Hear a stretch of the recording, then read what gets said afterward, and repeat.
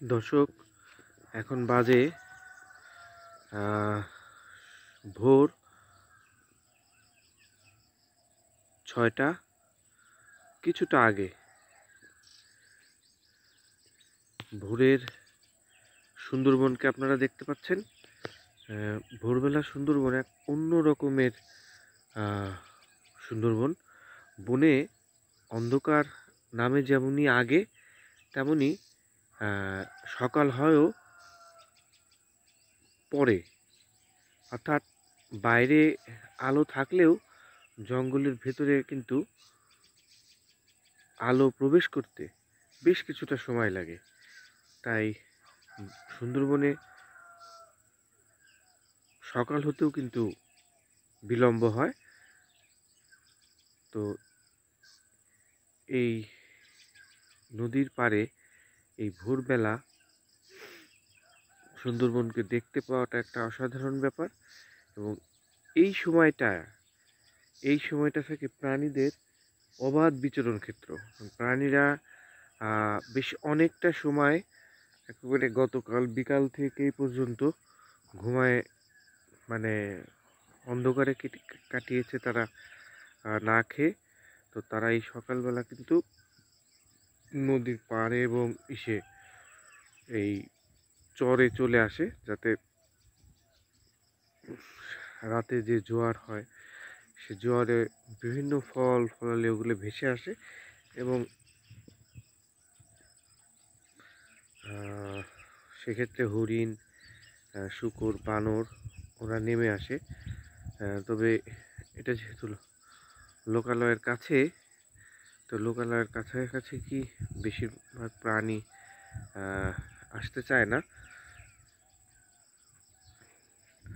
তবুও এই সময়টা একেবারে নিরিবিলি, মানে মানুষজনও নেই। এই সময়টাই কিন্তু বন্যপ্রাণী সাইটিংয়ের ক্ষেত্রে খুব গুরুত্বপূর্ণ সময়। গতকাল রাতে আমরা এখান থেকেই সুন্দরবনকে দেখেছি।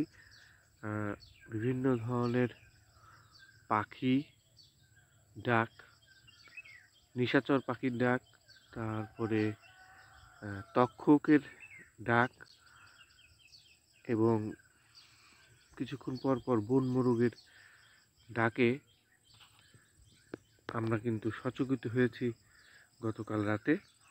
এই সুন্দরবনের কে সামনে রেখেই আমরা অবস্থান নিয়েছিলাম।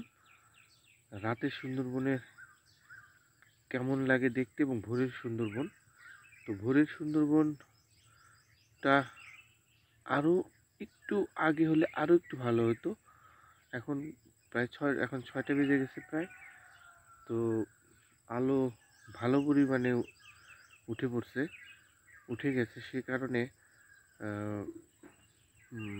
লোকালয়ে মানুষের চলাচল শুরু হয়ে যাওয়ায় বনের প্রাণীরা কিন্তু আরও ভোরে বের হয়ে ওরা কিন্তু আবার জঙ্গলে ফিরে যায়। এই সময় কিন্তু বাঘও হাঁটে।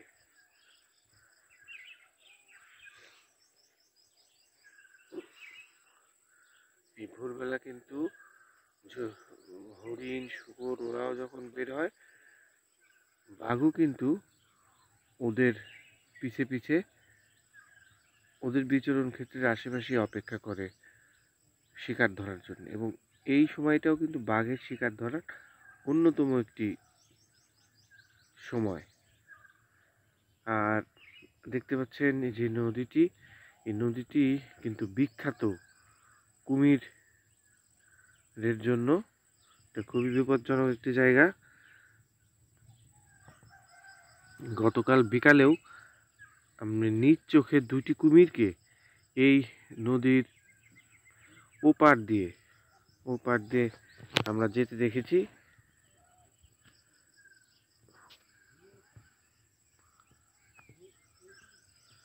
তো এই নদীর পাড়ে থাকা বিভিন্ন গৃহপালিত প্রাণী গরু ছাগল এগুলা কিন্তু এই কুমিরের টার্গেট হয়। হ্যাঁ, আবার ওদিকে হরিণ শূকর যখন চরে চরতে আসে তখনও কিন্তু কুমির ওদেরকে আক্রমণ করে। তো দর্শক, ভোরের সুন্দরবনের ছিটে ফোঁটা আপনাদেরকে দেখানোর চেষ্টা করলাম। তো সকলে ভালো থাকবেন, সুস্থ থাকবেন।